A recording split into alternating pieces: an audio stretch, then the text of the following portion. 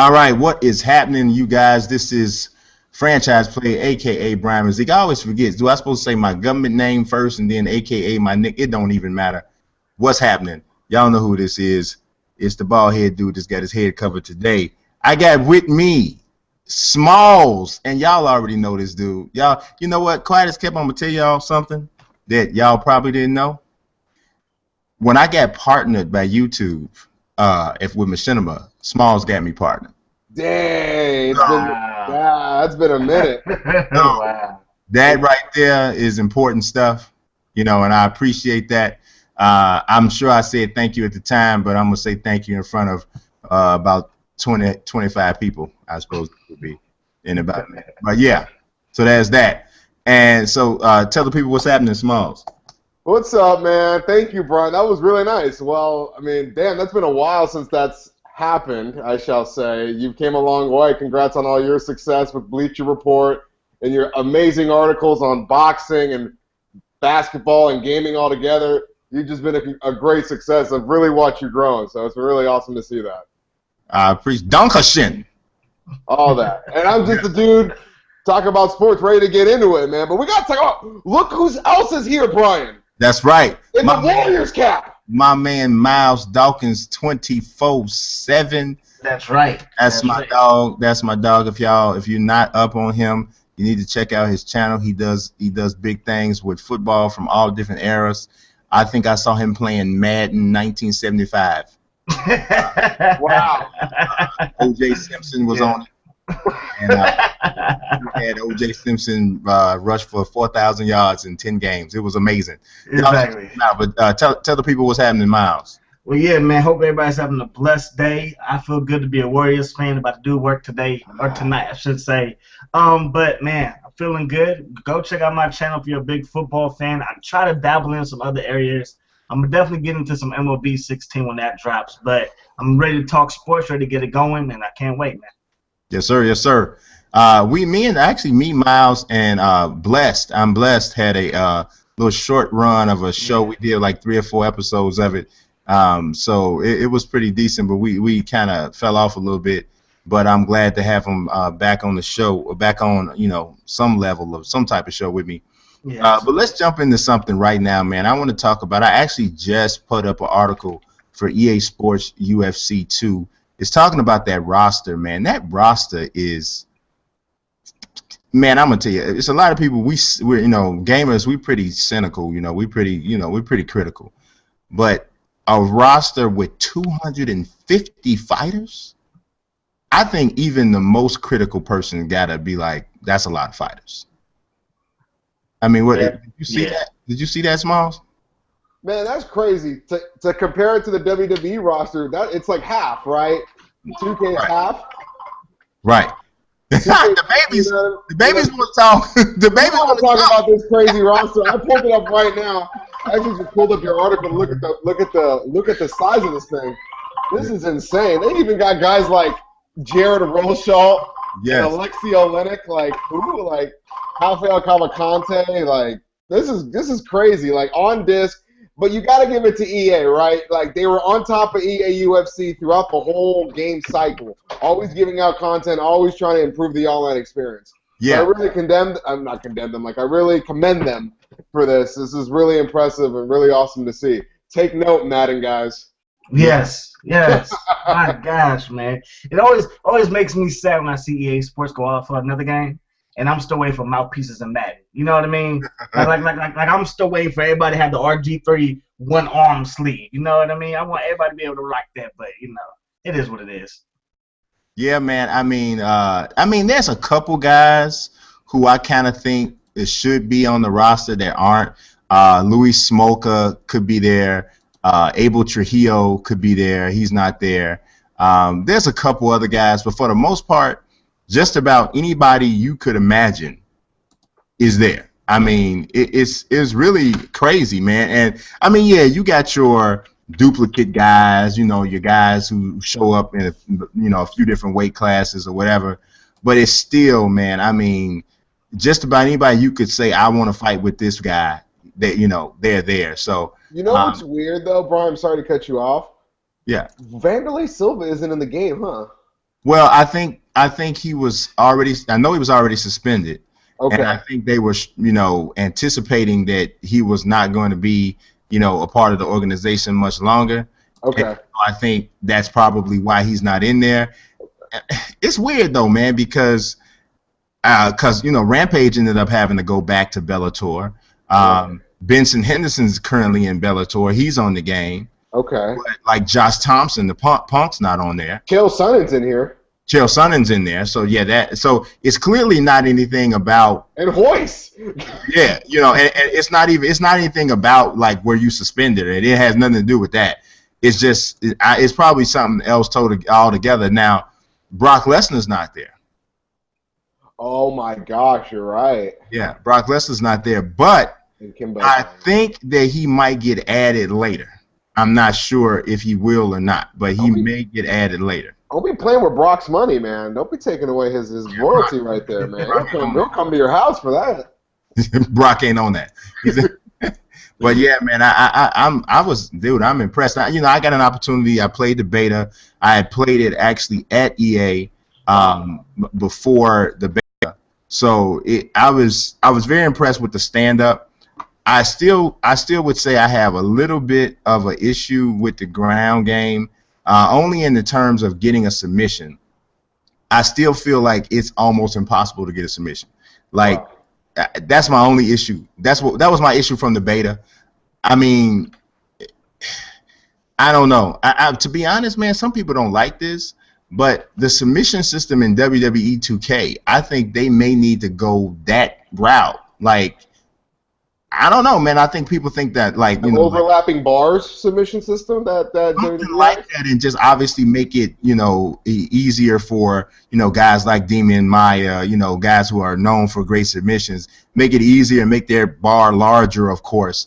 But I don't know, man. Maybe you, I don't know. Maybe you come up with some sort of mode that's somewhat of like happy medium between KO mode and the regular simulation mode, where you make submissions a little bit more feasible that way.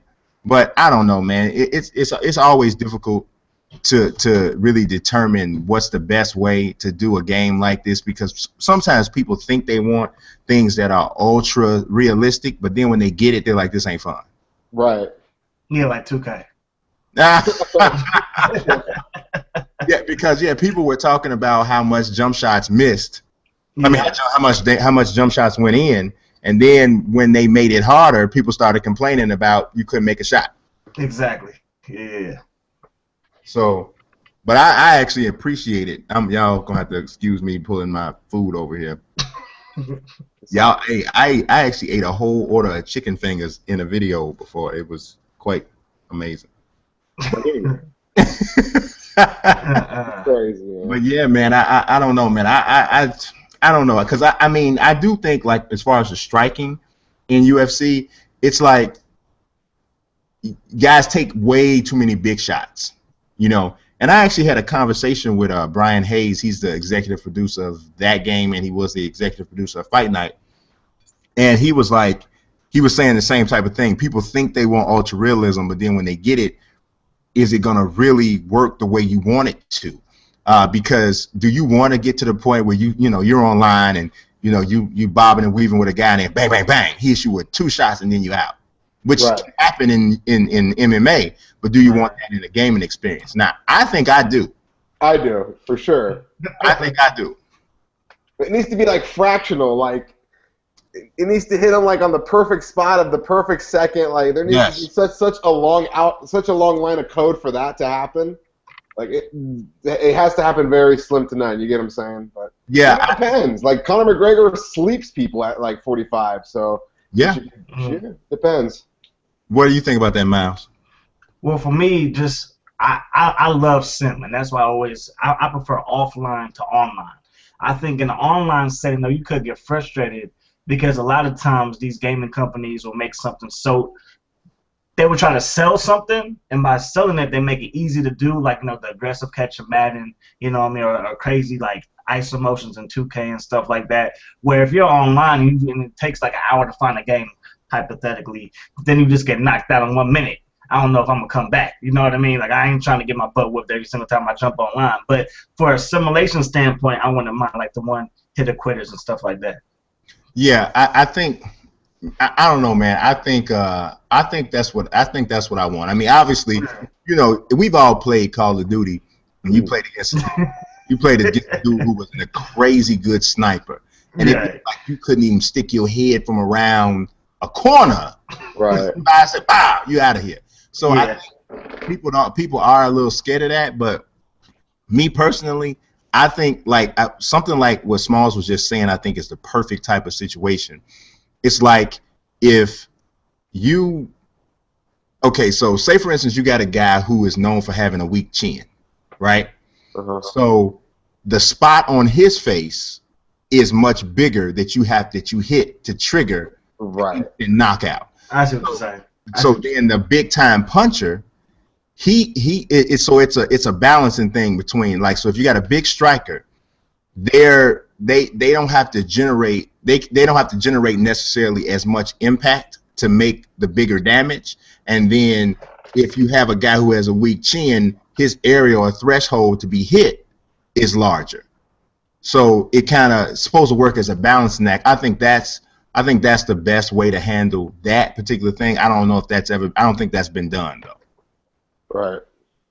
Yeah, I don't know, man. But I don't know. I think the striking, people can live with the striking as it is, but the grappling, I think, is something that I think needs to be probably tweaked a little bit. But on that same note, because like I said, they are the same team that did UFC did Fight Night.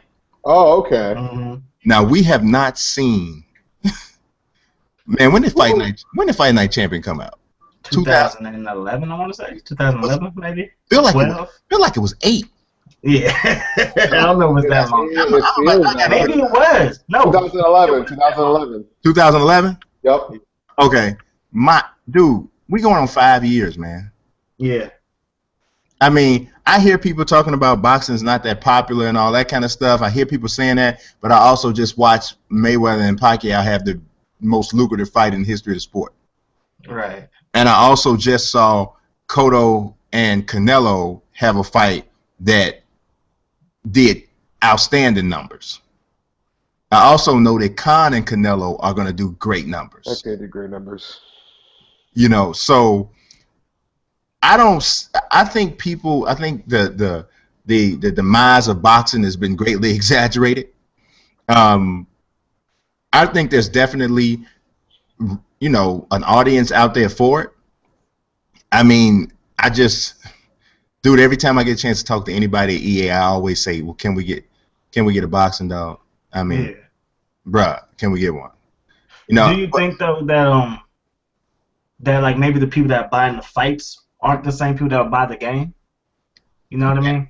That is true. That I mean, but there's got to be some crossover, man. If you got 2 million buys, and you consider that 2 million buys and a large percentage of that demographic are males, some percentage of that demographic is gamers. Sure.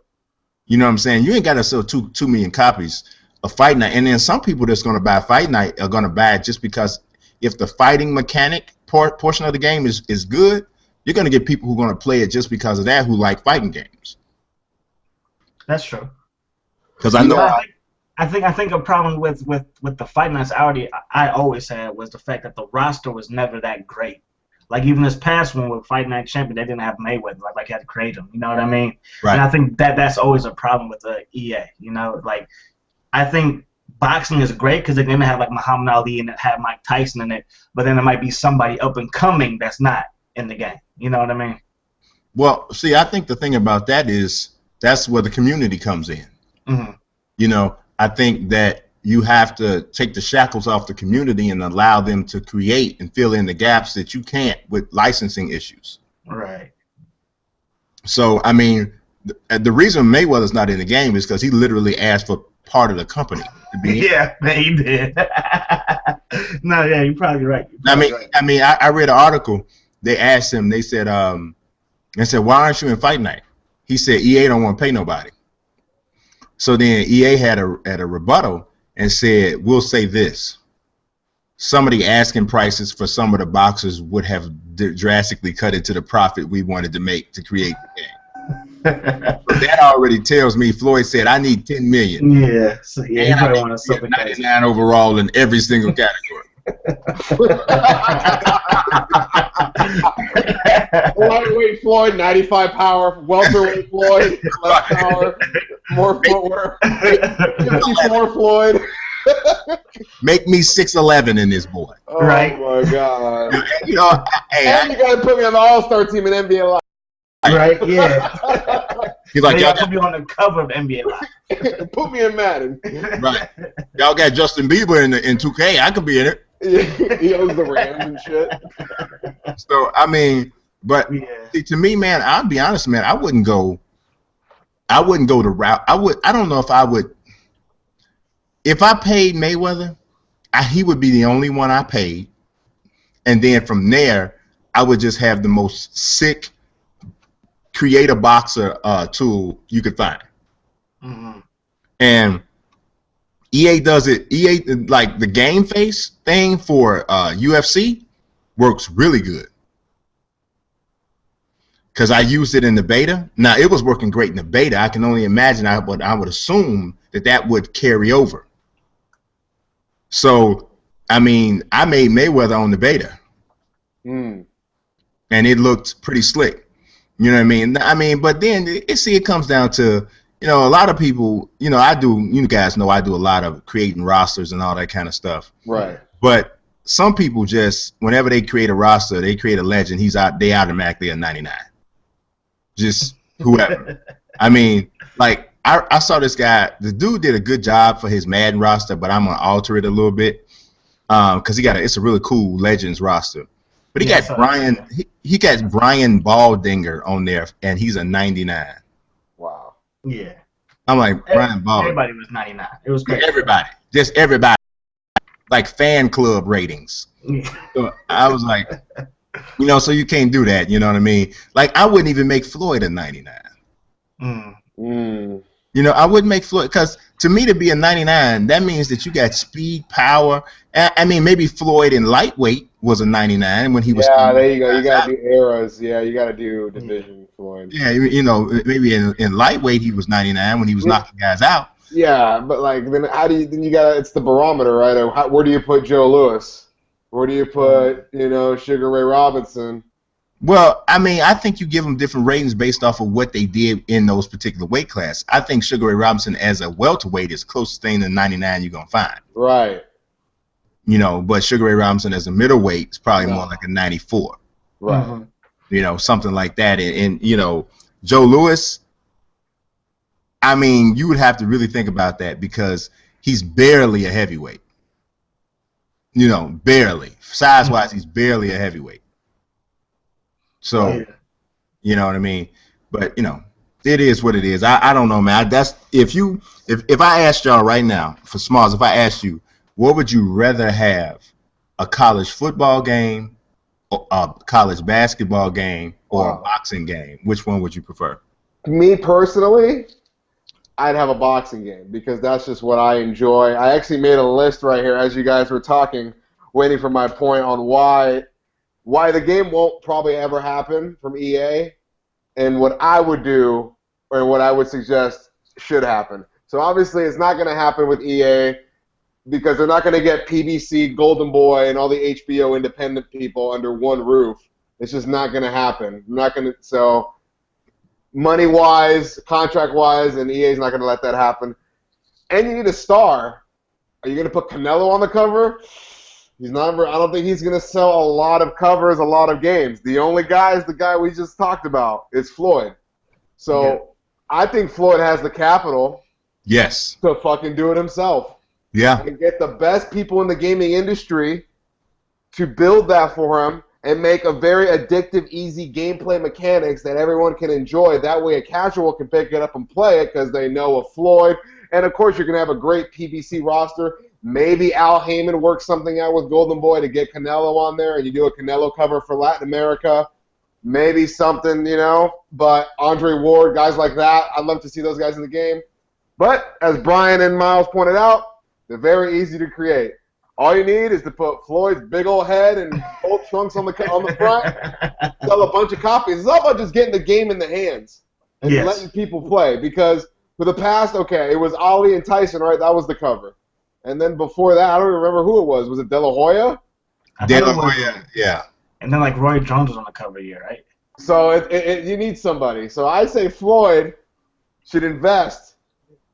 Honestly, take about 40 to 50 million in 2 to 3 years. But I'm gonna tell you like this though. Here's the thing: if Floyd's on the cover, it has to be his company. That's why I'm saying he needs to be the investor in it, or somebody goes to him and be like, "Here's what I have. Here's the business plan for the game. I need this X amount of money. We get somebody. We get Ronnie 2K, or we get we get homie Brian Haynes from EA Sports, and we make it happen or something." That's what it has to be. The reason why I say it's got to be an independent company, it's got to be Floyd's company himself.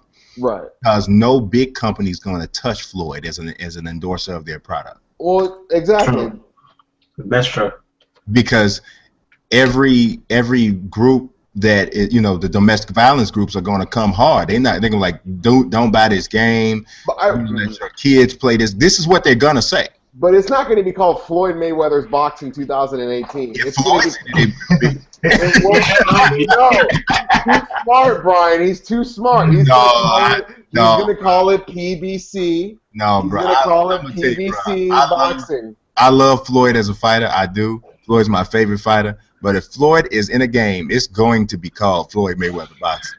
Yeah. No. Floyd Mayweather Boxing with Floyd Mayweather Punch-Out DLC. And he gonna have a special character that flies into the ring like Shawn Michaels. Oh, he's the only one with licensed music and everything. I don't know, man. I mean, I think it would. I don't know, man. I just can't see him not wanting so much control, and he has so much leverage because he don't need the game. That's true. You know what I'm saying? He don't need the game. So if you don't do it exactly the way he wants it, then don't make it. Fine, forget it. That's true. He's got all the cards, but we'll see.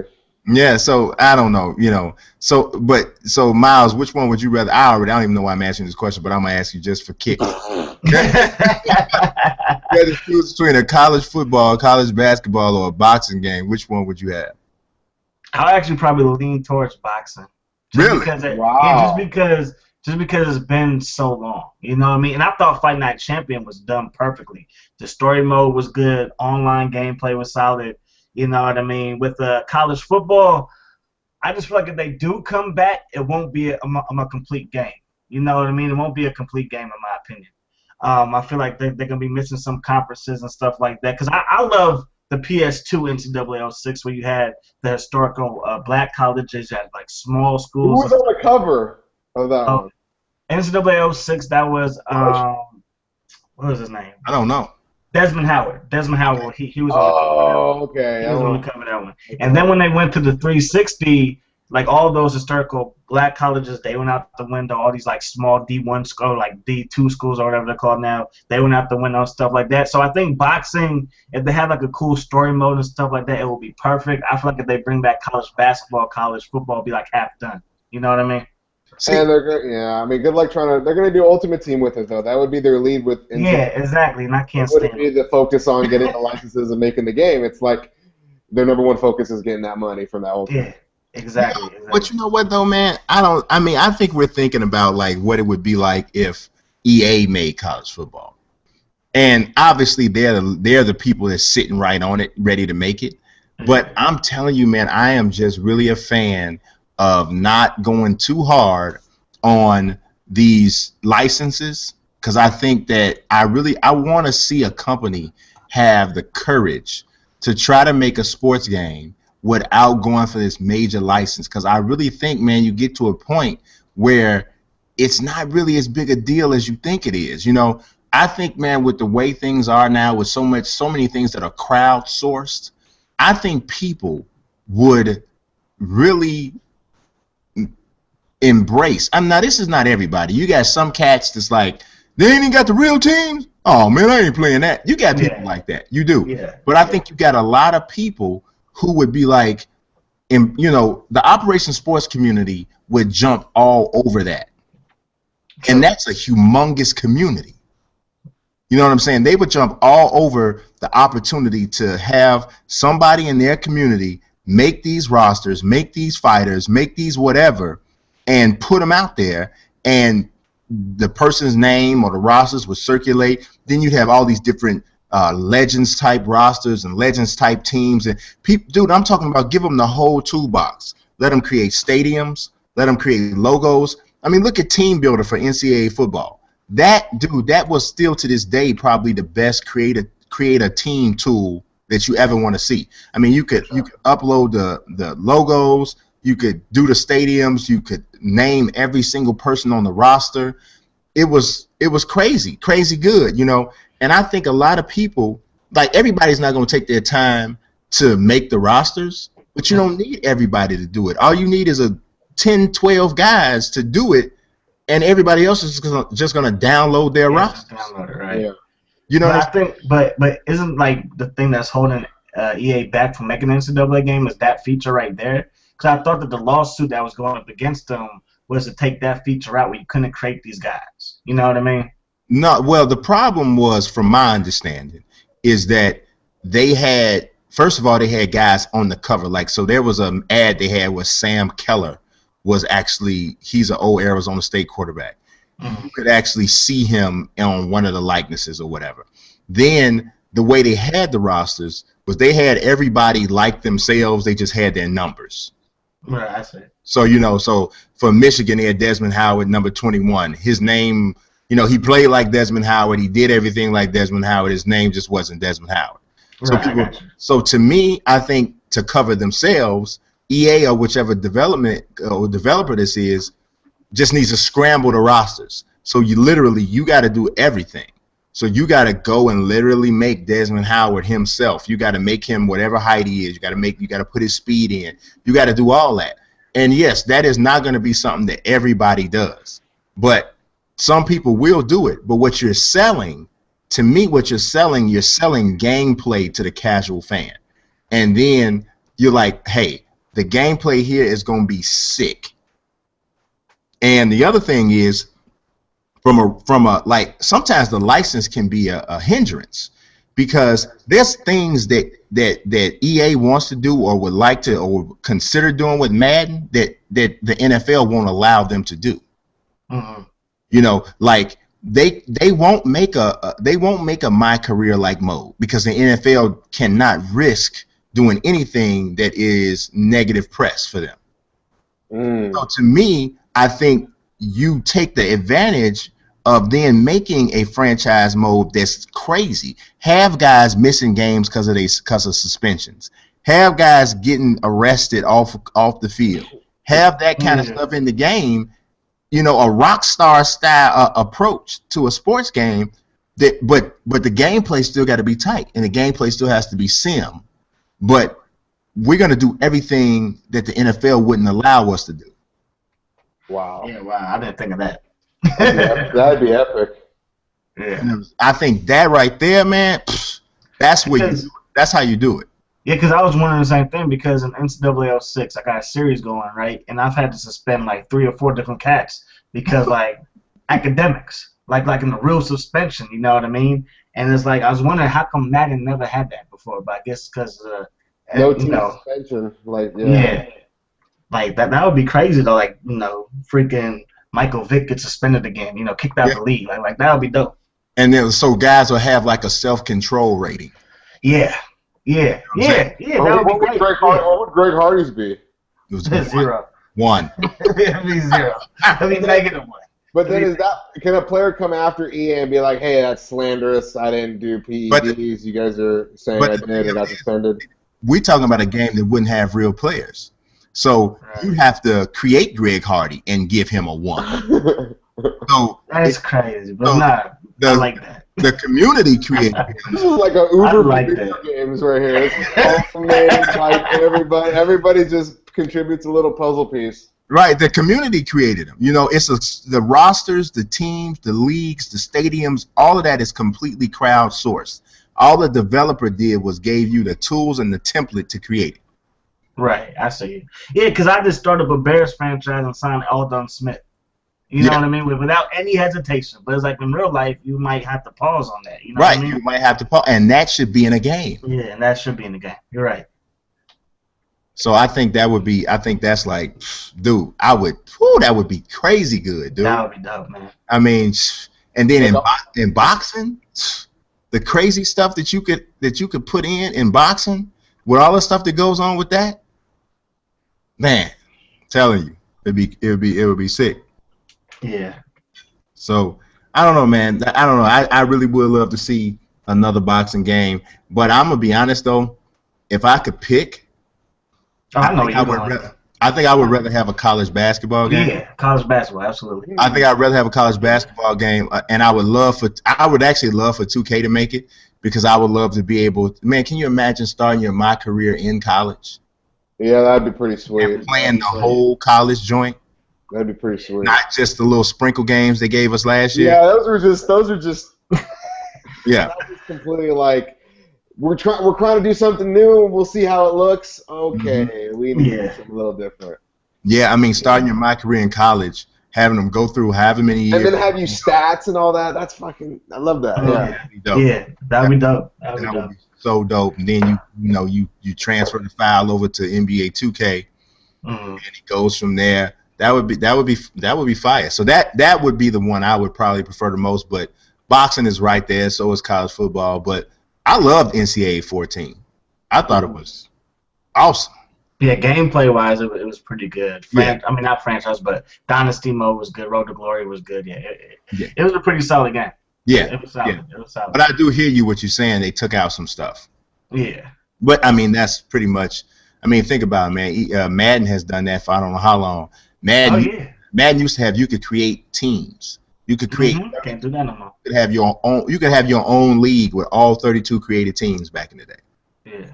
But now you can't. Even if you relocate somebody, you can only relocate them to like Roger Goodell's house, and his mom in the house. Right. It's crazy.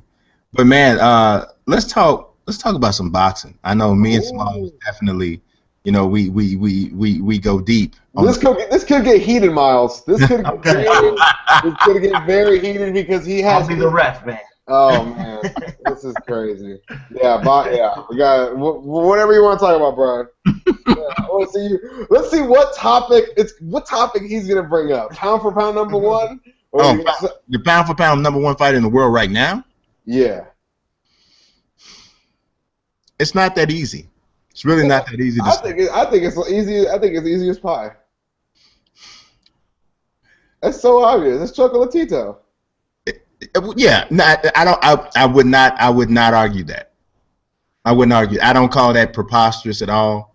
No, I wouldn't argue that at all. I mean, Andre Ward's been gone for too long. That's it. It's because he hasn't fought. He hasn't fought. But yeah, I mean, dude, Roman is a monster.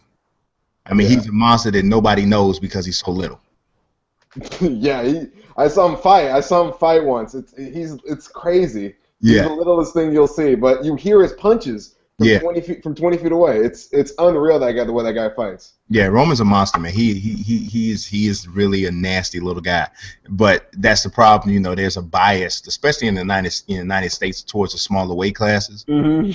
That's part of what made Mayweather's legacy, that made his legacy so much more amazing, because he was able to get to the top of the sport as a welterweight in a country where a heavyweight, it don't matter. That's true. That's Mayweather made the little guys relevant. Mm-hmm. And they hadn't been relevant since Sugar Ray Leonard. Yeah, I mean, is that Chiquita Gonzalez and Carvajal? Then that was like those are the last guys in that small weight class to even have decent money. I would be shocked if Carvajal or Chiquita made more than $60,000 for any of their fights. Oh my gosh! I mean, 'cause if you think about when it happened, that's true. Back in the day, you know what I'm saying. And how many people who are not hardcore boxing fans do you know that you could say Michael Carvajal and they would know who you're talking about? oh my God, nobody. I don't know what y'all talking about. Right? Yeah. You know, Exactly. I always tell people, this is how you know if a fighter is a superstar or not. Ask who he is to somebody who's not a hardcore fight fan. If they don't know him, they're not a superstar. Like a crossover. So pretty much the only crossover stars in the last, 20 years maybe? 10 years, 20 years. Floyd, Manny, Oscar? Canelo. I give Canelo. Okay. I think everybody knows who Canelo is. Okay. I think Cotto's right on the line. Cotto's on the line. Shane Mosley's in there. Yeah. He's in Okay, there. I'll give it to him. He's in there. That's probably it. That's it. That's probably it. I mean, I think most people know Klitschko, but nobody likes him. You know. You know what? People know Klitschko because he's married to what's her name? What is her name? Hayden Panettiere or something like that. No, that's Jay Cutler's wife, ain't it? No, wait a minute. No. Who is married to? But I think they know him because he's the heavyweight champion of the world, and the heavyweight champion of the world is always going to be a big deal. So I think they know who he is, but you know, because I think if I ask my wife who Klitschko is, she'd probably know. And that's a pretty good barometer because she don't know but about 4 or 5 fighters. But I think, let me do this. Miles, do you know who Canelo Alvarez is? Sounds familiar, but nah. If I saw him, I probably wouldn't know who he was. Do you know who Conor McGregor is? Yes. Okay. wow. You know, that actually shocks me that you don't know you're not sure who Canelo is. That's what I'm saying, Brian. He's not that big. That's why he's trying to learn English and get into the American market. He's signed with Wow. So, Floyd, you know, Floyd, the second biggest fight in the history of boxing was Floyd and Canelo. I know, but who bought it? I mean, it was the second most lucrative financially. Is the second biggest financial success in boxing history. Was that the fight right before Pacquiao? Not right before, but maybe. No, this was 2012. September 2012 was this fight, and Floyd schooled this. Floyd won 10 rounds, I think. I thought he won 10 or 11 rounds. I mean, and then the one judge gave Canelo the fight for some reason. He must have got a nice check, but yeah, it was crazy. That's neither here nor there. So I'm saying, like, there's a lack of star power. Gennadi's not up there, and those pay-per-view numbers against David Lemieux showed that. And he hasn't fought anybody yet. Hasn't fought anybody. He hasn't fought anybody. He fought like a guy I fought like at school or something. I mean, he hasn't fought anybody. So he's gonna fight Canelo, and he's gonna knock out Canelo. You know what? I think he probably will, but I'm not as positive of that as a lot of people are. They're gonna fight 3 times. No, I think if he knocks Canelo out, they're not gonna fight no more because he's gonna hurt Canelo. If he beats Canelo, it's not gonna be close. It's not gonna.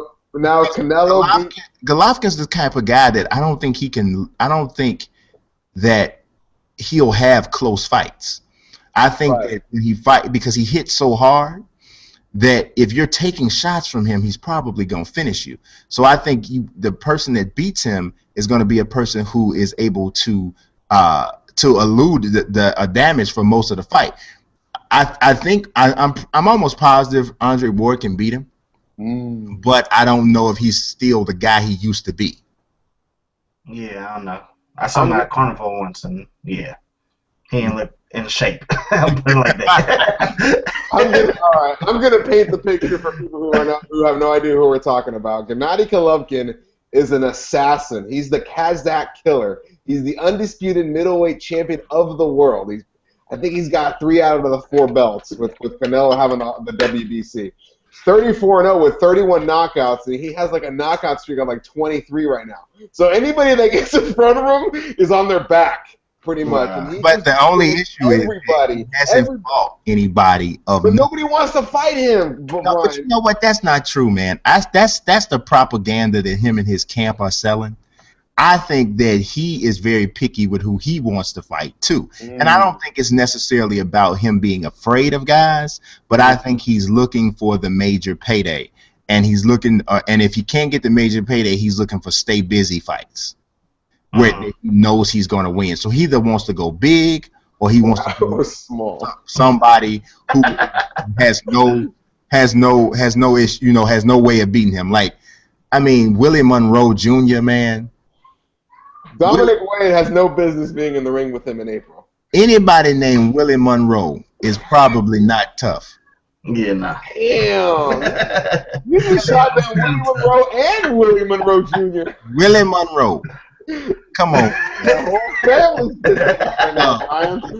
He looked at Willie Monroe, he looked at Willie Monroe Jr. in the like right in the face at the beginning of the fight, and he said, "Look at me. I'm the captain now. I'm the captain. I'm the captain. I'm the captain. I'm the captain now." Oh my goodness. I said, it was. I mean, I will give Willie Monroe a credit. He did give a decent effort, but it was. That was all bad. It was, dude. And then the Daniel Gio fight. Come on, man. I mean, okay, so he brutalized. Let's say he beats Canelo. I think you think that too. I personally think Sergey Kovalev is going to beat Andre Ward because of the way it depends on the tune-up fight and how much time. You can't go that long. Derrick Rose syndrome, in my opinion, that long without fighting. Wait a minute, don't you? I had to do it to you, Brian. I had to throw Derrick Rose. You do it. So, and I'm going to say May of next year, Pretty Boy comes out and beats Gennady in the T-Mobile Arena. I don't think Floyd's going to fight again. You don't think so? Not even, no. Man, because Floyd's not stupid. On TV? Floyd ain't stupid, man. Floyd knows that dude's huge. Yeah, that's a big guy. He's big. He's huge, man. I think he has to do some real work just to make 160. Yeah, probably. They fight at 154. Yeah, right. So if he got to do real work to make 160, that might be what Floyd said. Floyd might insist that the fight takes place at 154 because then he knows he'll have an advantage that way. Right. Which I think he deserves it. I mean, he's Floyd. And, I mean, people got to remember, Floyd started his career at 130. That's crazy. So, you know what I'm saying? He's already come up 24 pounds to win championships. I mean, people want Floyd to fight until he loses. That's essentially what it is. That's what it is. Yeah. That's what it is. They're not even reasonable anymore because you're literally saying, come up, if you so bad, come up to 160. That's 30 pounds. The dude is 5'7.5". I mean, next thing we know, Floyd is little, dog. Floyd is little. The next thing you're gonna be, if you so bad, why don't you fight Deontay Wilder? Now you want to be a heavyweight? You should fight Deontay. Now he's a heavyweight. I'm like, man, yeah, dog. He should fight Kovalev. I don't know why the onus is on him to chase all the fights, and he's the one that's 49-0. He's the money. He's just a controversial, polarizing figure. He's the one super crossover star. Man, and speaking of crossover stars, I know I'm a journalist. I know I am, and I know technically I'm not necessarily supposed to say who people that you want to see lose. You want to see Floyd lose? No. I want to see Conor McGregor lose. Wow. We got to talk about this. We got to talk about this card then. We're going to move right into it. I'll save my Chocolatita talk for another time. He's going to beat the slob out of Nate Diaz. He's going to destroy Nate. The guy to beat. There's several guys that can beat Conor. Oh, okay. Okay. Let's see who you have. Well, Habib Nurmagomedov is the one, though. That's the one. If he can stay healthy. If he can stay healthy. That's the one Conor don't want to see coming. He doesn't want to. Khabib is this guy from the Siberian part of Russia who wrestled bears growing up. Yeah. He's like the best. Dude, Google it. Dude, on YouTube, there's a video of him and the bear. It's amazing. Dude, I'm going to check that out. His makeup is straight poison for Conor. It's poison because Conor's ground game is not good. It's just that his stand-up game is so good he can stay away from the ground game. Okay. And you saw it. Dude, Mendez had him beat. Mendez had him beat. He made a bad tactical decision, and he got tired. Dude, if Nurmagomedov gets Conor down, Conor not gonna get back up until after they won't fight. They won't fight, Brian, because I think Kukui's gonna beat Khabib. That could happen because Tony. I don't know though. Tony Ferguson's a monster, dude. He's a straight. That's an animal right there. I would love to see him fight Conor too, but I'm a little bit nervous about somebody who wants to stand and strike with Conor. That's the thing about him, because Tony's going to fight Conor's fight, and he's going to have to beat Conor at his fight. And Conor's stand-up is so sick, you know. And Conor's got a decent chin because Jose Aldo hit him good when he knocked him out. Doug, Conor McGregor is literally a toothpick with a watermelon of a head. His head is... Dude, you don't believe it until you see it. Yes. His head is so big, and he's got that beard. Yes. It's just like... It's ridiculous. And he doesn't have much of a neck. No, it's all... It's all easy. Yo, his shoulders... Yes, he's weird. He's very oddly built. That's why Nate said, you're on steroids. And Nate told him at the press conference he was on steroids, and he said, "Don't put my name in this circle with that." And they came after Gil and Jake. That was awesome. Yeah, man. I don't know, man. I'm telling you, man. Conor's amazing. I'm not trying to say Conor's not a great fighter, because he is. I mean, he's clearly proven that. But yeah, you want him to lose. You want him to get slept, or do you want him just to lose a decision? I don't even care. I don't care how it is. He can get slept. I think he's got to get choked out, I think he's got to get choked out. Which is my next point right here. This is how I feel this fight is going to go. You think Nate's going to win? I haven't. Did I say that? You sound like it. This fight is going to be the ultimate kill or be killed fight. I really think this fight is going to be F you. We're going to come out and we're just going to see who dies first. And it's going to be Nate. This fight is going to be the best one-round fight in welterweight history. I could totally see that, but I don't. Miles doesn't know this. This guy used to fight, has his title belt at 145, and he's fighting at 170 on Saturday. He's fighting 2 weight classes up. But if you saw the way he's carrying 170, you think that's the way he's supposed to be. That's the weight class he's supposed to be in. Back to the fight. I think this fight is going to be a lot like Paul Daly versus Nick Diaz. If people who remember that fight, that was a great fight. That was probably the best one-round fight ever. And I think it's going to be just a lot like that. McGregor's going to come out throwing spin and shit. I think Diaz is going to tag McGregor a little bit, so I think he's going to get him a couple times. He's going to point at him. He's going to do all this. I would not be surprised if he got him in a triangle or a guillotine, because his head is so big. If Nate is so lanky, he could get under. He could get under that. Nate is a dangerous dude off his back, man. If he can get a guillotine because he's so lanky and get in that little tight little neck space, I would not be surprised if he made him pass out, because Conor's not going to tap. No, he's not going to tap. Conor will hold it out until the bell rings. Like, can you imagine if Nate makes him pass out, but the round ends? Like, how does that work? The fight gets stopped, right? The fight gets stopped. If you sleep, it's over. Wow, that would be crazy. Flipping him off as he's triangling him. But I'm promise you, I bet you Conor has already decided that he's going to go to sleep if he gets into it. I bet, because it's good for his brand. It's almost like Stone Cold Steve Austin passing out to the sharpshooter. Hey, it's better than tapping, dude. It's better than. At least you're not like immortal. Like, you're still kind of immortal. Like, you were gonna go to the death. You're going to the death. That's the way he'll sell it afterwards. Yeah. But I'm quite sure he's already decided, if I get caught in a sub, I'm going to sleep. What if Nate catches him? Pops for pot. Pops for the marijuana test. Yeah. See, now that I am scared about that. But you know what though? It won't matter if he fails a drug because of marijuana. It's not going to taint his win. No, it's not going to. It's not going. People are still going to be like, he beat you. That makes it even worse. He beat you stoned. He beats you in slow motion. He beat you stoned. Got hungry.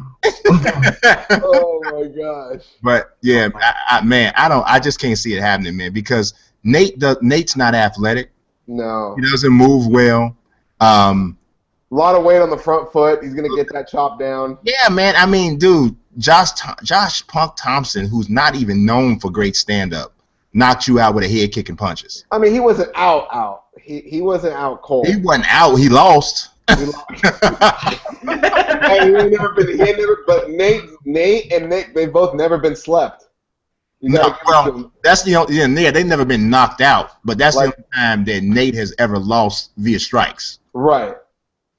Yeah, I still think it's gonna go Conor's way, but I would not be surprised if it went into the third round. I would not be surprised if it went long. I'm gonna tell you, man. I'm usually really, really good. What if Nate was in shape? Because Nate was supposed to fight Anthony Pettis at the John Jones card. So what if he was already getting in shape and he just doesn't have to cut weight? Athletically, he does not have the threshold to beat Conor. But does he have the gas tank to run a five-round marathon against him? I don't think he has that either. Okay, then he's not going to win. There's no way. He's got to run a track meet. Usually, Nick can run a track meet on a Conor. Nick can run the track meet. Yeah, Nick can. Nick could. Yeah. Nick could. Not Nate, but not Nate. But best one-round fight ever. Conor wins. Then he's gonna fight Robbie Lawler. This is gonna happen. He's gonna fight Robbie Lawler for the title. No, I think he's gonna fight Dos Anjos. He's not gonna fight Dos Anjos. I think he's gonna fight Dos Anjos. I think he's still. Maybe not. Maybe he might really enjoy this 170 and like, hey, this is cool. I think so. I think that Robbie. I don't know, because I don't think he's gonna sleep Robbie. He's not gonna sleep Robbie. He's gonna just dance around him and win a decision. He's gonna Floyd him. No, I don't think he would do that. I think he wants to knock people out. No, dog. Robbie, they both had the same reach. People don't realize this. Robbie Lawler and Conor have the exact same reach. Yeah. And he's gonna stand in front of Conor. That's the only style Conor beats. Conor beats Robbie, but he loses to Rory McDonald and Wonder Boy and all these other guys. I would love to see Conor and Wonder Boy. That's the fight. That's the fight. Woo! Miles is like, who the hell are these guys? Wonder Boy, guy, he does these spinning kicks out of nowhere and knocks people out. It's the most hilarious thing ever. Like if they casted Karate Kid, it's this guy. Wonder Boy would probably be playing Danielson. Because he literally do a crane kick in the middle. Just type in Wonder Boy versus Hendricks and just watch that brutality. And I got you. Watch Hendricks just literally gave up. He gave up, literally. He's like, no, I'm good, dog. We're done here. I don't want to do this. But Smallz not go on forever with this combat sports thing. But I ought to ask you something, Miles. What people are saying about Steph Curry, what a lot of the legend stuff like that are saying about Steph, what's your take on that? I think it's warranted because whenever you have something new, everybody's going to kind of criticize it.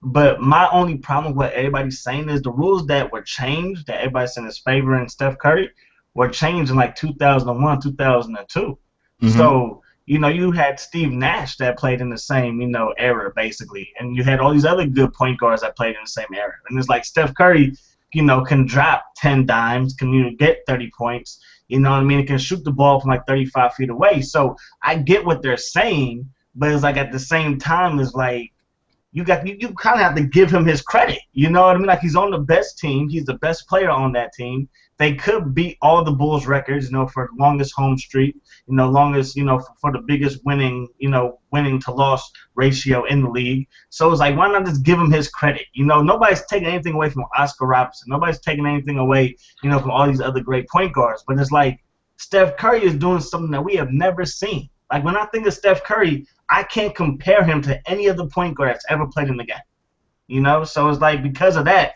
I think a lot of people, are. Because they did the same thing to Michael Jordan. Nobody really saw a two-guard go inside the way that Michael did. So people criticizing him and stuff like that, saying that he can never win a championship. And I kind of feel like the same thing's happening with Steph Curry. But at the end of the day, like, if you can't compare him to anybody, then like he must be like one of the best players of all time already, in my opinion. I mean, here's what I think. I think Steph is the greatest shooter I have ever seen. Wow. And we're talking about over 30 years of watching basketball. Better than Reggie. I have never. Oh, easy. Better than Bird. Easy. Yeah. Easy. And the reason and what separates him from them is a few things.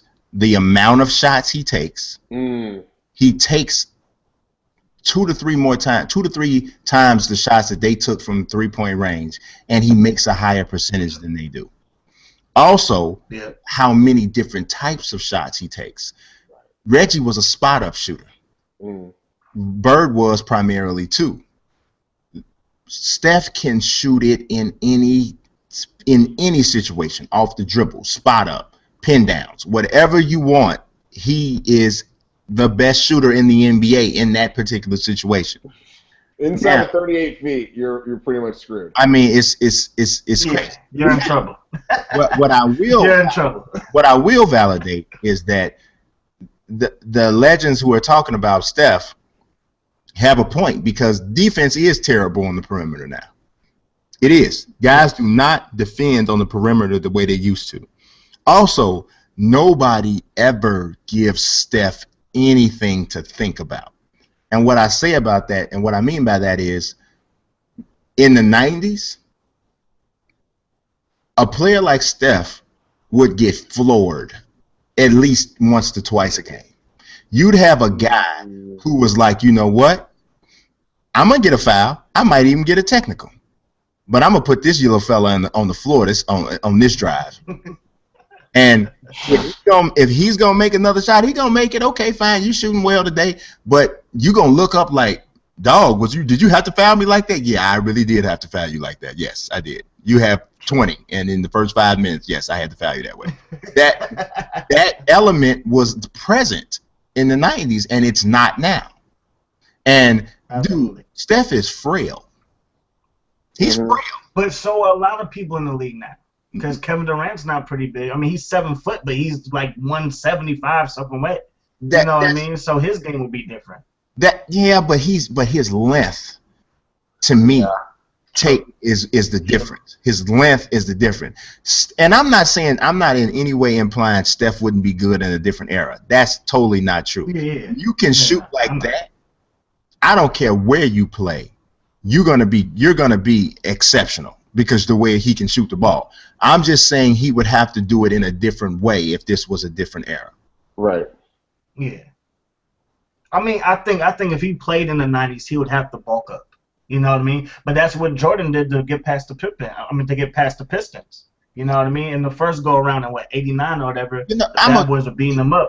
People say that, man. People say that, dude. And this is coming from somebody that watched every single game during that era. Okay. Yeah. Mike did get stronger. He did.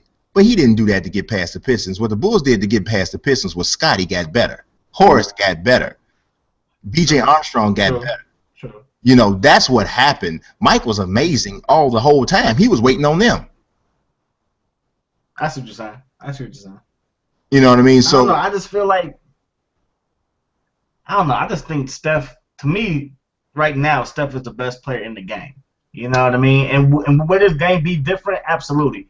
You know, would his game be different in the 90s? Absolutely.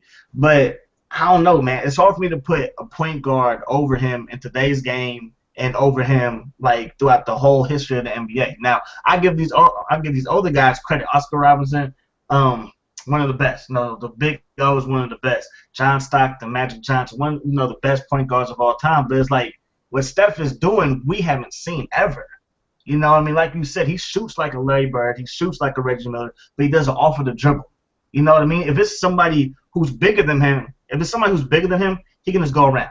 If it's somebody who that's not bigger than him, he can just shoot over, and it goes in like almost every single time. So to me, like he's already like that dude. I don't think he's the best player in the NBA. I think he's the best offensive player in the NBA. Oh, you agree? Okay, we're on the same page. I think we're on the same page here. I think I don't. Who's better though? LeBron is still a better overall player. No. No. He's the better overall. He's shooting 27% from the three this year, man. I understand shooting 27% from three, but he also, as a defensive player, covers so much ground. True. He hides. And see, there's no statistic for that. There's no statistic for the fact that I cover Kyrie Irving's back because Kyrie is not a defender, and I have to cover this area in the middle of what is not a zone, but it looks like a zone because of how much area I cover on defense. There's no stat for that, but that matters. You know what I'm saying? It does matter. It does matter, but in the fourth quarter, you want him to hit free throws. Yeah, I mean, but he's not, what I mean? it's not like he's Andre Drummond. I mean, you know what I mean? He's not Andre Drummond, but he's nowhere shooting close to 90%. No, so it's like the point that I'm making is he's not shooting 90%, but I think there's a give and take there. I mean, put it like this. Absolutely, I agree with you there. Anybody who is not a good defender, I could not call the best player in the NBA. And I don't think Steph's a good defender. I don't think he's the worst. I don't think he's Steve Nash bad. No, but he gets protected. Protected, man. He does. Yeah, he does. He does. He literally has to get hidden on defense. What if Steph Curry was on Houston? If Steph Curry was on Houston, they would be better. Houston would be better because he's a more efficient version of James Harden, and he's going to give the ball up a little bit more. He's not. I think he's a better teammate than James. But what about on the defensive side? On the defensive side, he's better than James Harden on defense. He's better than No. I'm saying would he be as protected, or would he get exposed like at Houston instead of like Golden State? You know what I mean? Like at a not heavy defensive team oriented. Well, I think he would get exposed. If Curry was on the Thunder, I think he get exposed. On the Thunder, I don't know if he gets exposed as much because Russ can guard a point or a two. Okay, but Enes Kanter can't guard a grape. So oh my God! I'm gonna tell y'all the only big man that I know of that is worse, and y'all are gonna be like, "Are you serious?" Dude, Pau Gasol is so poor on defense. God, I'm a Lakers fan, bro. You can't tell me that. God. And you know what? Pau Gasol is the biggest trap player in the NBA. What does that mean? You look at the statistics and you're like, wow, Pau's killing. Pau had a double-double. Oh, my God, look at Pau. But if you watch the game, you see, dude, Pau just looks at guys as they penetrate. And then he has this look on his face like, wow, I really tried to get over and rotate on that. No, you didn't. You did not try, pal. Are you saying he's like Carlos Boozer? Dude, he's not very much different. The only difference between him and Carlos Boozer as far as low post defense is that Gasol is long.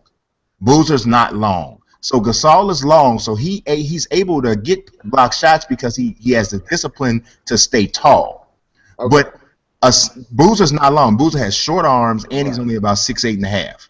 Right. Pau's legit 7 feet, and he has long arms. He stays tall. He uses the verticality. So that makes him a better defender just simply because he's a bigger guy. But if you're talking about effort, it's no different than Boozer. No different. Wow. That's heavy. It's no different. Dude, look at what's happening right now. Dude, I'm going to tell you right now. You guys, I don't know if you guys are going to make the playoffs. I'm actually right now for Chicago. I'm actually figuring that I would rather not. Because what's the point? You know what I'm saying? What's the point? Dude, I'm going to tell you, Stacey King. Can I touch on the Curry thing before we talk Bulls? Absolutely. Okay. Curry is Jesus right now. He is literally light-skinned Jesus. I mean, he's literally... Adam Silver has to be wet with joy right now. I know I'm getting a little graphic, but, I mean, he's a family guy. He shoots it from 38. He dances. He celebrates and shimmies at the other opponent, and they're like, okay, that's cool. So tell Riley we said hi. Like, he's like the best. He's like LeBron's the same way, though. Like, honestly, LeBron's the same way, family guy. But it's just like Curry is more relatable, maybe. I don't know, because you see these little dudes just shooting it up from half court. I don't know. He's got a good problem. Maybe. I mean, yeah, he's definitely more relatable. He's less threatening. Yeah, I mean, no tattoos. Oh yeah, absolutely. No tattoos. He's not too dark, and I'm just gonna be real with you. Hey, that's what I'm saying. Lights. Gonna be real with you. That's the way the world is. When the darker you are, the more they're afraid of you. They think, oh my God, that monster's a big monster. Kevin Garnett could have been the Adidas poster boy, but I'm just telling you, man. This is the way. So I'm not saying nothing bad about Curry, because I love Curry, and I love the fact that he doesn't take down his faith. I love that about him. Yeah. You know what I mean? He this is who I am. I'm a Christian. I'm gonna tell you it is, because I actually read something. I don't know if it was true or not, but when he did his acceptance speech for the MVP, they didn't want him to say, I give thanks to my Lord and Savior Jesus Christ. And he said, well, then I'm not doing a speech.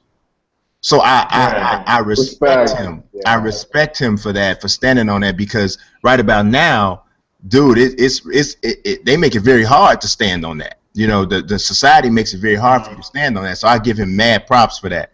But he is a little guy. He does fit the perfect mold of what the NBA would like to project. Yes. And the team is fun to watch. It's not like San Antonio. You know what I'm saying? No. The crowd is crazy. Yeah. Good market, San Francisco, good market. He plays late, so you can always watch his games. Yeah. Both markets can watch his games, and he's really good. He's really freaking good. He's just really good. He's so fun to watch. Like, he's shooting 50% from everywhere, basically. Yeah. Like, I mean, he's look at it. Yeah. You know, he gets people going. He's definitely winning the MVP this year. Absolutely. If he doesn't get it, it's a joke. Unanimous, I think. Unanimous. There's nobody even close. I wouldn't be surprised if Kawhi got a vote, but he missed some games. Draymond missed some games. Like, he should be unanimous. Most improved. You could make a case for most improved. I'd give it to C.J. McCollum, honestly. Yeah, C.J. McCollum should be. Me too. Me too. From 6 points to 20 points a game. That's amazing. Yeah, and I don't even know if he's the most improved, or they just start letting him play. Right. That could be true too. To me, I think that's the one thing about it. Like, see, Jimmy won it last year, and I think it was warranted, because Jimmy played a ton of minutes the year before, and he played a lot of minutes the next year too, but he just did way more with the minutes. McCollum's minutes have jumped drastically. Another guy you should look at for most improved player, but he probably won't get it because he plays in a nowhere place and they're losing, is Will Barton. Will Barton is balling. Yeah. Everybody for says the Nuggets, yeah. Everyone says Trill Barton is playing pretty game. I just never watch his games. Yeah. Yeah. I mean, he's what. I mean, who watches Denver outside of people who live in Denver? Not even the people in Denver watch. I watch them whenever they play the Warriors. But that's when they're playing. That's about it. You know. Like, really playing my team, I watch them. People would have a problem probably naming the Nuggets starting five. The only way people are going to watch Kenneth Faried, Danilo Gallinari, Will Barton, and Yusuf Nurkic is if they made that trade with the Clippers and got Blake Griffin. That way everybody would watch them on the Clippers. Yes, yeah, they will watch. The only way the people who know who Kenneth Faried is. Yeah, they will watch Blake. They would definitely watch Blake. But yeah, man, I don't know. I can't call Steph the best player, because and I get it. I totally get why. You know what I mean? That's the only thing. What I see, like, game in and game out, like, he's amazing, and I think that's why. You know what I mean? It's like LeBron is powerful and can get to the line. You know what I mean? Can do it almost. He can guard 1 through 5, and we all know that. Steph, can only guard 1 or like a spell, but what he does offensively, I think, is better than what LeBron gives you defensively, if that makes sense. I get it, but I feel like LeBron can put it like this. I believe LeBron is more apt to have a game on par with Steph offensively than Steph is to have a game on par with LeBron defensively. But they get their points different too. They get their points different, but they're gonna get their points. Yes, but Steph ain't doing alley-oops and shit. Like, that's. I mean, that's style. That's about style. I'm just talking about putting the ball in the basket, and at the end of the day, who scored what. LeBron can put up Steph's numbers. Right. Yeah. And he could do it easier, probably.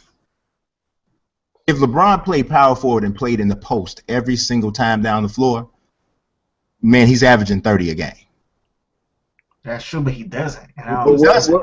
What if they dumped Love and Thompson and all these and Mozgov and had him play the 4? Tyronn Lue, like, you're playing the 4 now. You're playing that Draymond Green position. We're trading Kevin Love, and we're getting, I don't know. What would you trade Kevin Love for? If you're putting him down low, you need a winger. Oh, we're trading Kevin Love in a sign and trade with Kevin Durant. There you go, something like that. You know what I mean? That's the only way, right? I mean, I think that would probably work for him, but I mean, but he doesn't want to play power forward because I think he doesn't. Hard on him. Yeah, it's going to take a lot out of him, beating on him and all that kind of stuff. It's going to be a lot, But I think he's going up against Zebo every other night. Yeah, his field goal percentage is going to go way up. You know what I mean? Because the threes are pretty much going to be almost eliminated from. I mean, like LeBron's having a really bad shooting year. I mean, he's not really a 28% 3-point shooter. No. For his career, he's at 34%. Now, that's not Reggie Miller. No. But it's better than 28%. Yeah. It is. I mean, and even in a bad shooting year, he's averaging 25 points a game. See, I think it's just that we take what he does for granted because he's done it forever. We do, Brian, because I read a stat yesterday that this was Curry's first year that he averaged more than 24 points per game or something like that, and LeBron's been doing it for 11 years. 11 straight years he's averaged over 24 points a game. That is crazy. Every year except for his rookie season, he's averaged at least 24 points a game. Wow. His rookie year, he averaged 21. Yeah. I mean, we just take it for granted. He's been doing this. Yeah, and now here comes the new kid that's having a great year, and everybody is like, I know LeBron is like, y'all must have forgot, like Roy Jones. Y'all must have forgotten if the Warriors win another chip, dog. Yeah, but I mean, that's the thing. He's got to beat him. I think that's what it is because we've seen LeBron do this. But it didn't really equal championships until he got teamed up with like 2 of the All-Star, Hall of Fame type of players. You know what I mean? So I think that's what it is. Yeah, I mean, but LeBron has never played on a team as good as what Steph. I mean, the Golden State Warriors are the perfect storm. Mm-hmm. Like they are. I mean, they are all of these guys, man, who could be potentially great in other places are like agreeing to accept their role. Nobody's jealous of Steph. Mm-hmm. Do you know how valuable Klay Thompson's temperament is to that game? To that team? Because he's always stupid. Yeah. I mean, dude, he could easily be talking about, hey, I could be scoring 30 if He could easily He could easily be doing that, but he's not doing that, and that is what allows Steph to be Steph. Yeah. That's true. Because Klay has even admitted that this is the first time that he wasn't the best 3-point shooter on his own team. Yeah. You know what I mean? So, like, there's, like, a value, like there's a level of respect, between all the teammates. But they all just like each other. That's what Anderson Varejao said. Yeah. Everybody just genuinely loves each other. Like, they hang out all the time, and they want each other to succeed and have good nights. Yeah, and if you like Draymond, you must really like somebody because Draymond Green is got to be one of the. Oh my God, bad boy, crazy. You want to talk about somebody? That dude there. Oh my God, that guy. But I wish we had him to give the Bulls a halftime speech yesterday. Hey, you needed him, man. That was some of the worst defense I've ever seen in my life. Oh my God, man, I could have scored in that game. I know I could have. I could have put somebody over the edge. I know I could have. I could have did it. Let me ask y'all something before I forget this. Was Oklahoma City what Golden State should have been? I'm sorry. Was Oklahoma City, should that have been Golden State? Should they have kept James Harden? And if they all agreed to be like that, like if they would loved each other and agreed, could they have been to the level of the Golden State Warriors? They'd be better than Golden State. Absolutely. They would have been better. They would have been better with Russell, Durant, Harden, Ibaka, all playing like that, flowing. Yes. Yeah, they would be better. The only difference is that Russell Westbrook's not the shooter that any of their top shooters really are, but he's a scorer. So when you're a scorer, sometimes I think it's a little bit difficult to be as unselfish as the Golden State Warriors are because Russ needs the ball He needs to pound the ball to do his thing to get into rhythm because he just can't depend on taking open jump shots because he's not a great jump shot shooter. Right. So Who's the glue guy? Who's the glue guy in Oklahoma? Would it be Harden?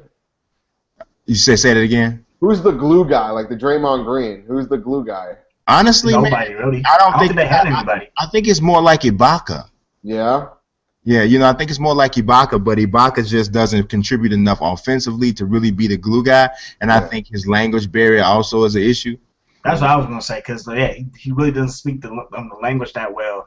And I think it was the other game where I saw Kevin Durant kind of yelling at him. You know what I mean? Nobody on the Warriors would yell at Draymond. It'd be the other way around. You know what I mean? So I think that's the one thing that Oklahoma City was missing is somebody to kind of get everybody going the right way. You know what I mean? I think that's what getting Derek Fisher was about when they got him. But I think that he wasn't a big enough impact on the floor because he was too old at that point. Do you think? Do you think he's? I think he's gonna leave. Durant? Oh. I think Kevin Durant's gonna leave. Yeah, KD. I think it's very, very possible. I think he could go to Golden State, to be honest. God damn. I think he could go to Golden State, man, because I think that if Golden State feels that they have an opportunity to get him, they're gonna let Harrison Barnes walk. They may very well let Harrison Barnes walk anyway. Yeah, he'll just go to the Lakers for a max deal anyway. It doesn't. Well, I would really like the Bulls to put a max deal on the table for Harrison Barnes. That would be really beautiful. I feel. Do they have the cap? Oh, they're gonna have the cap space. Yeah, everybody's got the cap space. I got the cap space in the NBA. I mean, they did. There's money everywhere. There's money everywhere. Yeah. So but Pau Gasol is going to get $20 million from the Bulls.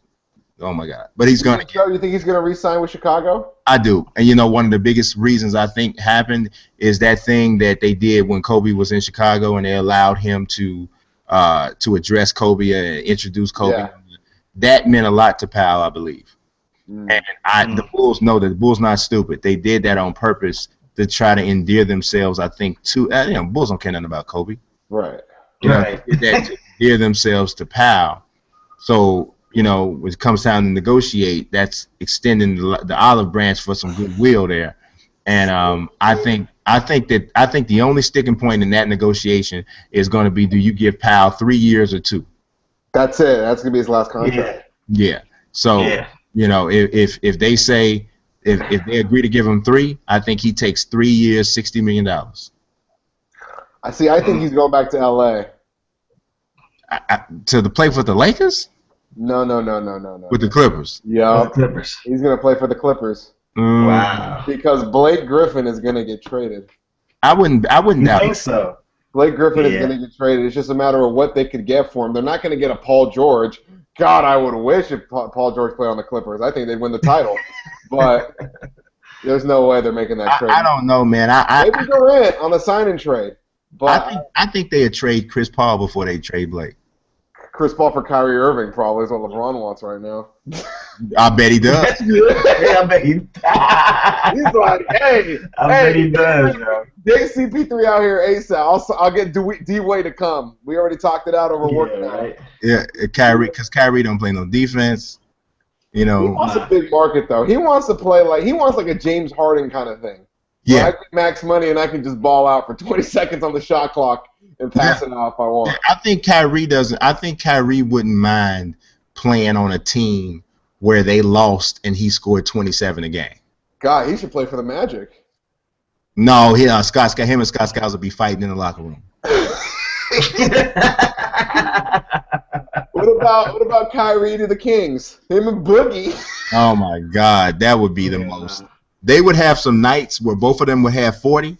But they would lose 147 to 142. I got a better one for you. I like playing this game for some reason. Sorry. Kyrie Irving for Mike Conley. What did Kyrie Irving try to ball out in Memphis? That might actually work because defensively they're good their back row is good defensively. And Kyrie is the kind of dude who from the perimeter, I mean that could work. I think that would be a trade that would help both teams. What about Jimmy Butler? What about Jimmy Butler to the Celtics for a boatload of assets and picks? Hey, I would have did it. You would have done it? I would have did it. Wow, because that was reported. That came out today. I would have did it. I would have did. If you gave me Isaiah Thomas and 2 first-round picks and a second-round pick. The Nets pick? You want the Nets pick? I want that Nets pick. Okay. I would have did it because that Nets pick could be Ben Simmons. Golly! Oh my goodness. Yeah. So what? Rose, IT. If it's not Ben Simmons, it's probably gonna be Brandon Ingram. That wouldn't be bad either. That wouldn't be bad. So I mean, but I have a hard time believing that anybody with an opportunity to get Ben Simmons is going to trade their lottery pick at this point. I just have a hard time. To me, I'm thinking if I'm in the lottery this year, I'm not trading the pick until after I know I don't have the number 1 pick. Right. Boston is in the driver's seat right now. They can really command anybody, honestly, with that pick. Yeah, they got a lot of picks, but if they don't get the number 1 pick, it's not going to have as much leverage because Ben Simmons, Brandon Ingram, those are the game-changing guys in the draft. Everybody else are good guys, good prospects, but those 2 dudes are the 2 guys in the draft that people believe you can build around. Mm-hmm. Man, the Bulls are in trouble, my friend. I'm sorry to tell you. We're struggling right now. They're not bad. They're not like Lakers bad. Like the Lakers are awful, man. No, I think it's worse. The Lakers are bad. I think it's worse. Where the Bulls are is actually worse to me because they're in purgatory. They're in purgatory, man. Yeah, you're not bad. That's so true. Yeah, you're not bad enough to get a lot, but you're not good enough to win a championship. So that's the worst place to be. That's the worst place. Would you do this trade, Miles and Brian? Jabari Parker for D'Angelo Russell. I think that's such a fair trade. I think you stupid if you do that if you're Milwaukee. Jabari has shown way more than D'Angelo has, and I love D'Angelo Russell. Yeah. But I think Jabari has shown way more. They need a point. They need a better point. They need to get the point guard upgrade, though. You know how a kid is. They need a point guard that can shoot because Michael Carter Williams can't shoot a skittle in the ocean. Man, that dude. Yo, he's perfect for like a Cleveland though, like somebody who doesn't really need the ball, who just balls up. But see, in Cleveland, you got to be able to shoot because you got to be able to play off LeBron. If you can't shoot the jump shot, you don't spread the floor. Yeah. So that's the. I don't know where MCW would fit. He has to play on a team that has a bunch of killers, some shooters, and a low post guy. But where does MCW get his offense? You know what would be an interesting place for MCW? Oklahoma, Minnesota. Dude, what does Minnesota have enough shooters though? I think they need one more shooter, but if you have him, Wiggins, and Cat. I think you got. I mean, athletically, they are sick, and you got Zach LaVine too. I mean, they need another. They do need. They would definitely need a shooter. They need a Corver-like guy. Yeah, they need it. But what is Ricky Rubio gonna do? Ricky Rubio has to go away. Yeah, Rubio's got to. He has to go. Change the locks. He has to go away. He has to go away. I got one for you. Jeff Teague for Kyrie Irving. No, man. No? Jeff Teague not that good? Jeff Teague don't ball out? No, not like Kyrie, man. I mean, Kyrie's a 25-point-a-game guy if he had the opportunity. Would you take John Wall over Kyrie? Yes. Ooh. I take John Wall over Kyrie because I trust John Wall to defend before I trust Kyrie to defend. True. That's a good point. Absolutely. And I think that John Wall is a leader, and I don't think Kyrie is a leader. I think Kyrie's just a great player. Yeah. I can see that, yeah. So, but last thing we're going to talk about, this is straight up Miles' alley. Let's talk about some college football. Woo! Yes, sir. Yes, sir. How about some college football? So, Miles, do you see who do you see? Like, I know who I believe is the number 1 pick in. Well, this is college. This is college football. This is going to be interesting right here. It's NFL football too.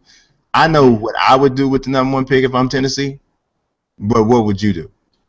If I'm Tennessee, I'm getting that offensive lineman from Ole Miss. I forget his name, but I'm going that route. Larry Tunsil. Yeah, I'm going that route because Marcus Mariota showed me enough that he's probably going to be that franchise dude. And I think they can get a running back. Because I feel like running back is their issue on offense.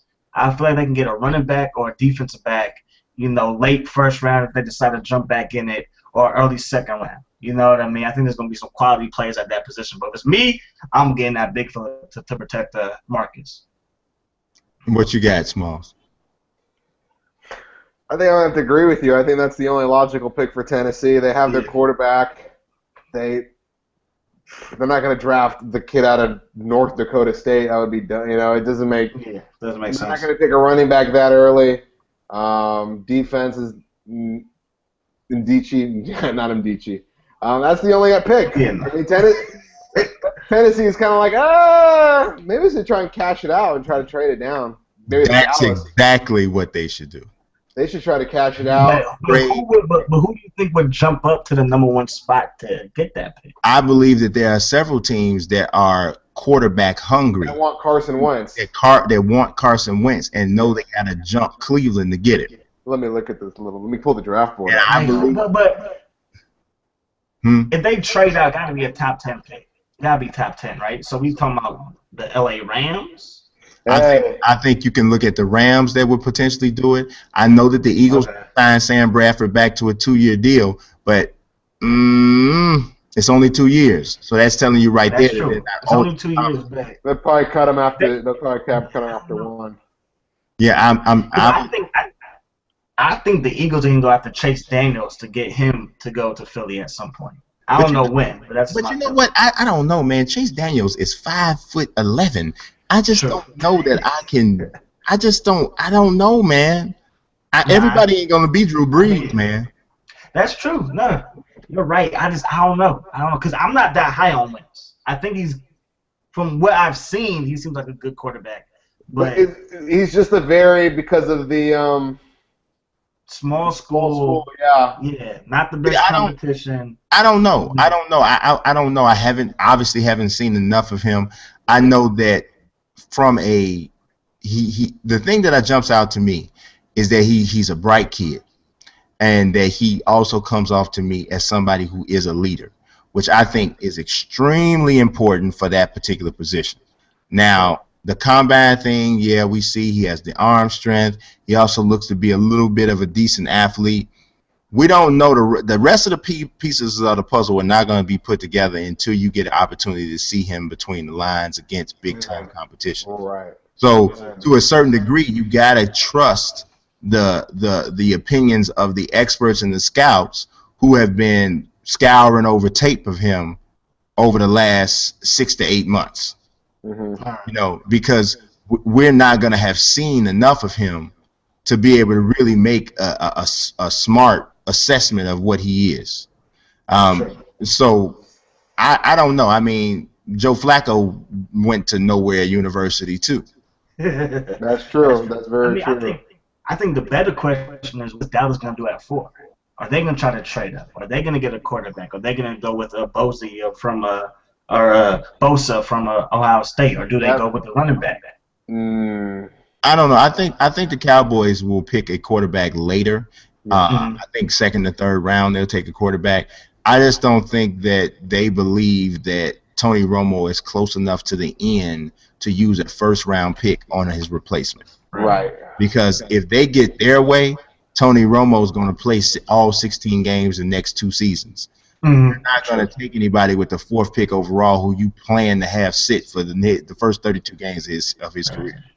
So do you go with the defensive end, or like a defensive player, or running back? You got to go with Bosa. I think Bosa too. I think Bosa too. But if they trade back, I think they can get Elliott, and then you might be able to have DeMarco Murray 2.0. See, but that's going to be very hard because the next teams after that is Jacksonville, who doesn't need a quarterback. Baltimore doesn't need a quarterback. San Francisco could trade up to 4, but I don't see it to get. Yeah, I don't see that either. Because they're probably going to take Goff, because Goff is from Cal and that's their backyard. Yeah. Right. Miami doesn't need a quarterback. Tampa doesn't need a quarterback. The Giants maybe. Some people might think Miami needs a quarterback. Hey, maybe the jig's up on Tannehill. Chicago may need a quarterback. Shot Pam. But I actually would take Paxton Lynch at number 11 if I. That's you know what? Oh, okay. They got him going. Okay. Yeah, but honestly, man, I think that I think running back is the most overvalued position in the draft. I mean, I don't care if it was Adrian Peterson. I'm not taking a running back at 4. I'm not. So if you could have redone the draft last year, if you're not one of those teams, you were not taking Todd Gurley? No, not. Well, no, I said at 4. No way. I'm not. No way. No, there is no running back. Trent Richardson just completely obliterated everybody who wanted to go running back in the top 5. You know what? I just have never been. He has not. Put it like this. When is the last time you remember a running back going in the top 5 and leading the team to a Super Bowl? Never. It's never happened. Never happened. It never happened. Yeah, it's never happened. But a running back. Sean Alexander? I don't think he was. I don't think he went that. Oh, he wasn't top 5. And they didn't win the Super Bowl with him. They didn't win the Super Bowl. And they got there, Brian. You said they got there. And I don't think he was that drafted that high. No, he wasn't. I mean, you're 100% correct. I think the one draft that really killed it was the 05 draft when you had Ronnie Brown, Cadillac Williams, and Cedric Benson all go in the top 5. You know what I mean? And they were decent, but not like number 1, caliber running back. So yeah, it's hard to justify taking a running back that high.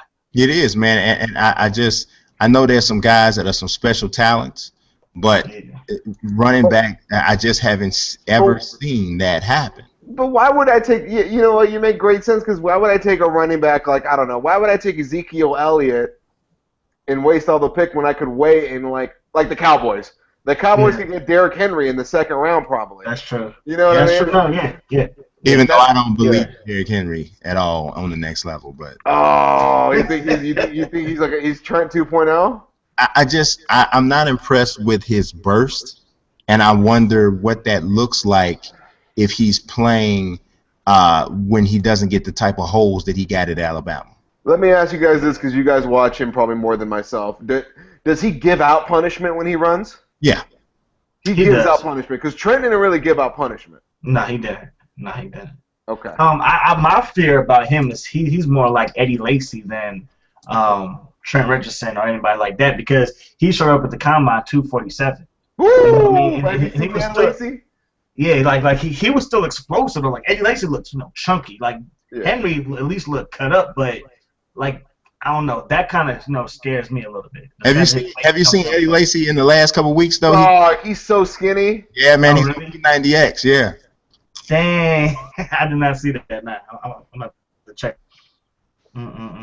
Yeah, he's trying to get himself together, but man, if you look, I was just looking through some of the drafts, dude. Yeah, I was gonna say in 2001, LaDainian Tomlinson was taking number 5. LaDainian Tomlinson's a Hall of Famer, but what did San Diego win?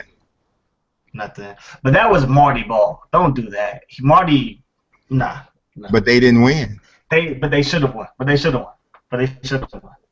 In fact, Tom Brady throws a pick in the 2005 or 6 divisional round that should have ended the game, but the DB didn't go down and he fumbled the football. And of course, the Patriots, they win that game and then lose to the Colts. So the Chargers should have won. Okay, Brian? So don't be dissing me. Every team has a story like that almost. Yeah, I know. But I don't know, man. I don't know. Yeah, it's just. You probably can't take a running back from like top 5 or 6 picks. I'm looking through, man. I started at the year 2000, and I haven't seen one yet. Haven't seen one. It's not gonna happen. Yeah, if you look at that 2005 draft, I believe the best 2 running backs out of there were Frank Gore and Darren Sproles. And Frank Gore got picked up in the 3rd round, and Darren Sproles like a 6th round pick. Yeah, because I'm looking here. This is the 2004 draft. The best running back here was Steven Jackson, and he was taken 24th. Yeah, 24. And I believe the Raiders took Darren McFadden like number 4. In like yeah, they did. Yes, they did. Yeah, that was a bad pick, to say the least. Yeah, and 2005, like you said, was dreadful. Yeah, dreadful. Just oh my God, bad. Reggie Bush went number 2. Oh, yeah, because Reggie Bush went number 2. I was about to say Reggie Bush went number 2 the next year. Yeah, in 06. That was bad. Lawrence Maroney went number 21 in that draft. Oh, I remember, Minnesota. Yeah, and but Devin Hester was in that draft. Yes, he was. Can we talk about 2 more football teams? Oh, here you go. Yeah. Here's the best one, but even he didn't win with his team. In 07, Marshawn Lynch went 12th, but he went to Buffalo. And Adrian Pearson went number 7. I believe the same draft. That was a good. Now that was a good running back draft right there. Yeah. Yeah, that was a good draft. That was a good draft all around. Because you had Calvin Johnson in that draft, you had Patrick Willis in that draft. But you also had Jamarcus Russell number 1. It was a bad draft for quarterbacks. It was a bad draft for quarterbacks because no quarterback from that draft is like even still in the league today. Really? Yeah. Because and being from the Bay Area, but I'm not a fan, but I always try to defend Al Davis. Are you really gonna take Brady Quinn? Seriously, are you really gonna take Brady Quinn number 1? I want to see what quarterbacks. Yeah, it was Russell, Quinn, then I believe there was like John Beck or somebody went to the Dolphins in like the Kevin it was a bad year for Yeah, John Beck. Kevin Cole. John Beck. Drew Stanton still in the league. Trent Edwards. Hey, he was. Oh, Trent Edwards. Okay, wow. He was a guy. He was in the league. Yep, Trent Edwards. Yeah, that's about it. I don't even see anybody. But yeah, you are right about. Calvin Johnson, Joe Thomas, LeBron Landry is not doing. There was a Heisman Trophy winner in that draft, Troy Smith. Yeah. Troy Smith was in that draft. Adrian Peterson, Patrick Willis, Marshawn Lynch, Darrell Revis, Lawrence Timmons. Ooh, that was a draft. Yeah. That was a great draft. John Beeson, Dwayne Bowe, Joe Staley, Eric Weddle, Zach Miller, Lamar Woodley, Steve Smith. No, not the right Steve Smith. That's the wrong Steve Smith. Not the wrong Steve Smith. That Steve Smith was good in New York, but he just wasn't good anywhere else. Yeah, I'm still trying to find a running back. Darren McFadden went number 4 in 2008.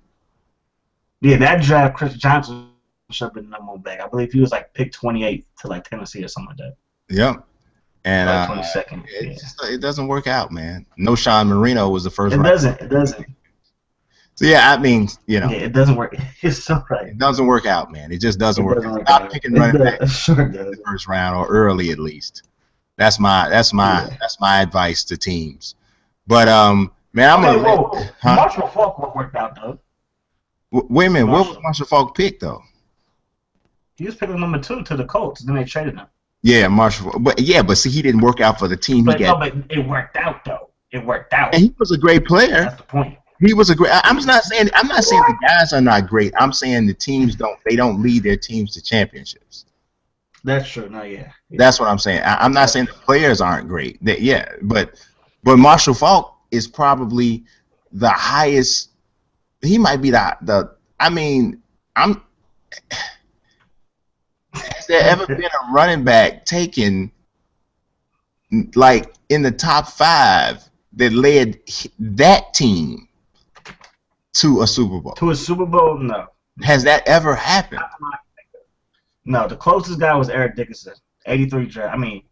83 draft. He was picked 2. Got the Rams to the championship game versus the 85 Bears. But that was the closest. We already know how that went. Yeah, we already know how that went. Baby. Yeah. Smoked.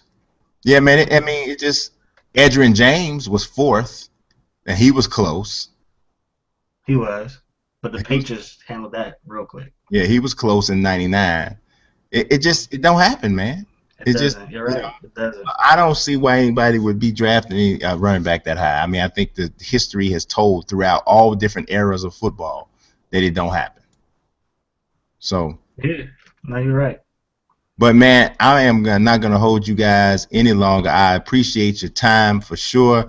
This was awesome doing just talking about just about everything. Y'all tell everybody where they can find you. Oh, you can hit me up on Twitter at MilesDawkins247, at YouTube at MilesDawkins247. Check me out. I greatly appreciate it. Thank you, Brian, for allowing me to be on the show. Smallz and you guys really helped me to understand UFC and boxing. I appreciate y'all for that. I really do. There it is. What do you got?